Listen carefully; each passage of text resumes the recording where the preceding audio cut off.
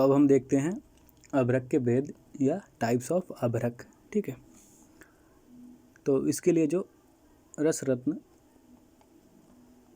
समुच्चय में वर्णन दिया गया वो ये है कि पीनाकम नागमंडुकम वज्रम इत्यकम अभ्रकम मतम वज्रम इत्य अभ्रकम मतम श्वेत आदि वर्ण भेदेन प्रत्येकम तत्चतुर्विधम। ठीक है, तो इसका जो रेफरेंस दिया है वो है रस रत्न समुच्चय 2/3 में। तो रस शास्त्र में अभ्रक 4 भेद या अभ्रक का 4 भेद मिलता है, जो कि है पहला है पीनाक, दूसरा है नाग, तीसरा है मंडूक और चौथा है वज्र। ठीक है, इसके पीनाक, नाग, मंडूक और वज्र का हम लक्षण देखते हैं अभी थोड़ी देर में। अब हम कलर के अनुसार या वर्ण के अनुसार अभ्रक के भेद देखते हैं। तो कलर के अनुसार इसका जो भेद है वो है श्वेत वर्ण, दूसरा है रक्त वर्ण, तीसरा है कृष्ण वर्ण और चौथा है हमारा पीत वर्ण। ठीक है, तो श्वेत, रक्त, पीत एवं कृष्ण वर्ण का कृष्ण वर्ण अभ्रक भेद से पुनः 4 भेद होकर कुल अभ्रक के 16 भेद होते हैं। जैसे पहले हमने पढ़ा था पीनाक, तो श्वेत पीनाक, रक्त पीनाक, कृष्ण पीनाक, पीत पीनाक। उसके बाद हमने देखा था नाग, तो श्वेत नाग, रक्त नाग, कृष्ण नाग और पीत नाग। इसके बाद हमने देखा था मंडूक, तो श्वेत मंडूक, रक्त मंडूक, कृष्ण मंडूक और पीत मंडूक। इसके बाद था कि वज्र, तो श्वेत वज्र, रक्त वज्र, कृष्ण वज्र और पीत वज्र। तो ये ऐसे 16 टाइप्स के हमारे हो गए। ठीक है, अब हम देखते हैं पीनाक अभ्रक के लक्षण। तो पीनाक अभ्रक के लक्षण के लिए जो डिस्क्रिप्शन वो है कि पीनाक अभ्रक को अग्नि से तप्त करने पर इसमें जो सूक्ष्म पत्र रहते हैं या सूक्ष्म लेयर्स होती हैं वो आसानी से अलग अलग हो जाती हैं। तो इसको अग्नि से तप्त या हीट करने पर इसमें जो लेयर्स होती हैं वो आसानी से अलग अलग हो जाती हैं। ठीक है, तो इसके सेवन करने से मनुष्य की मृत्यु हो जाती है। इसके सेवन से मल अवरोध होकर मनुष्य की मृत्यु हो जाती है। ठीक है, तो इंग्लिश में देख लेते हैं इसको कि पीनाक on heating its layer separates from each other. ठीक है, अब देखते हैं हम नाग अभ्रक के लक्षण।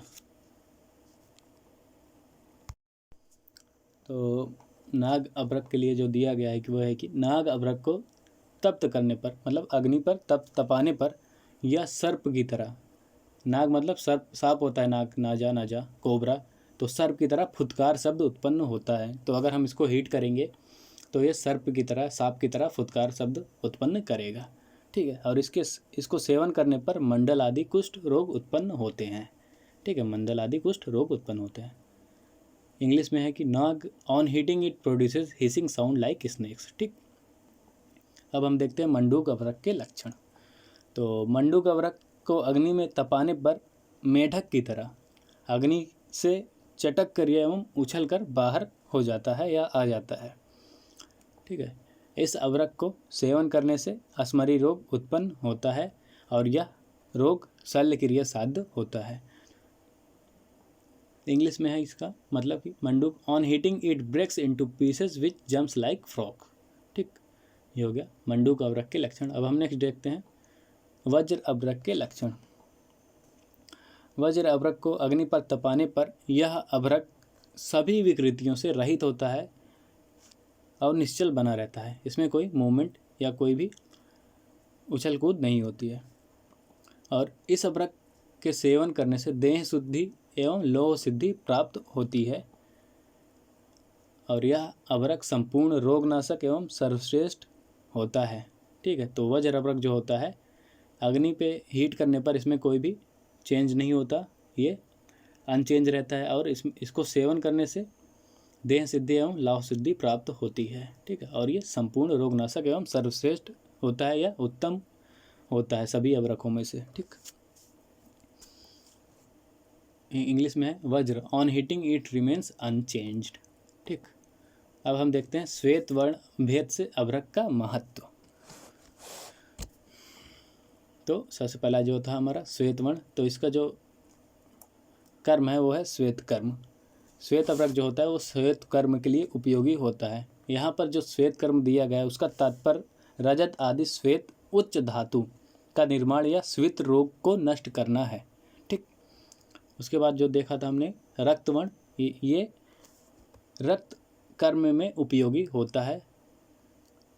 ठीक, यहाँ रक्त वर्ण से या रक्त कर्म से तात्पर्य है लाल रक्त कणों की शरीर में वृद्धि करना, मतलब ब्लड को बढ़ाना। ठीक है। पीत वर्ण, यह पीत कर्म के लिए उपयोगी है या श्रेष्ठ है। पीत कर्म का अर्थ धातुओं में पीत वर्ण उत्पन्न करना, धातुओं में पीला कलर लाना, येलो कलर, कृत्रिम स्वर्ण का निर्माण करना, सोने को निर्माण करना, और कामला आदि रोग का नाश करना, ये पीत वर्ण अभ्रक का कर्म होता है। ठीक, अब कृष्ण वर्ण जो है वो है, ऐसे तो चारों प्रकार के अभ्रक जो होते हैं वो रसायन गुण वाले होते हैं, फिर भी जो कृष्ण वर्ण का अभ्रक होता है वो सर्वश्रेष्ठ तथा अन्य अभ्रकों से करोड़ों गुना अधिक गुण वाला होता है, और ये सर्वश्रेष्ठ और उत्तम माना जाता है कृष्ण वर्ण का अभ्रक। ठीक, इसमें सब ज़्यादा गुण होते हैं और सर्वश्रेष्ठ माना जाता है रसायन कर्म के लिए। तो ये हो गया हमारा श्वेत वर्ण भेद से अभ्रक का महत्व। अब हम देखते हैं प्रशस्त अभ्रक के लक्षण।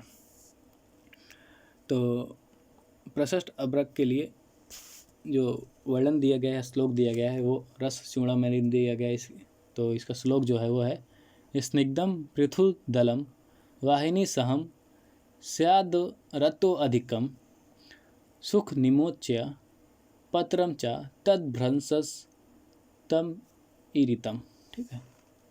तो जो प्रशस्त अभ्रक का लक्षण है वो पहला है कि चिकना होना चाहिए, मोटे दलवाना होने चाहिए, उत्तम वर्ण से युक्त होना चाहिए, भार युक्त, आसानी से जिसका पत्र अलग हो जाता है उसे हम देखो प्रशस्त अभ्रक के लक्षण में चिकना होना चाहिए, ये मोटे दल वाला होना चाहिए, उत्तम वर्ण से युक्त होना चाहिए, भार युक्त होना चाहिए, इसमें भारीपन होना चाहिए, और इसके जो लेयर्स हो आसानी से अलग हो जाएं।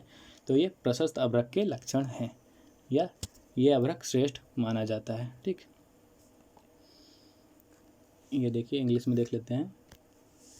Physical properties of superior variety of अभ्रक, तो it should be smooth, heavy, should have thick and easily separable layers, and unchanged on heating is considered best, other than this is inferior। अगर ये सब क्वालिटीज़ इसमें ना हो तो ये इन्फीरियर कहा जाएगा, सुपीरियर नहीं या उत्तम नहीं कहा जाएगा। ठीक,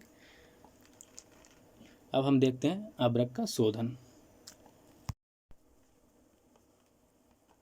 तो अभ्रक का शोधन के लिए जो वर्णन दिया गया है रस चूड़ामणि में, इसके लिए जो श्लोक दिया गया है वो है कि प्रतप्तम सप्तावाराणि निक्षिप्तम कांजी के अभ्रकम, प्रातप्तम सप्तावारिणी निक्षिप्तम कांजी के अभ्रकम, निर्दोषम जायते नूनम निक्षिप्तम वा अपि गोजले, त्रिफला क्वाथिते वा अपि चा अपि, ये चा अपि है यहाँ पे गलत लिख टाइप हो गया, गवाम दुग्धे विशेषता। ठीक, तो ये रस चूड़ामणि में आपको मिल जाएगा। अर्थात अभ्रक के शोधन के लिए हमको कृष्ण वज्र अभ्रक को लेना है, और कृष्ण वज्र अभ्रक को अग्नि में प्रतप्त करना है, उसको हीट करना है।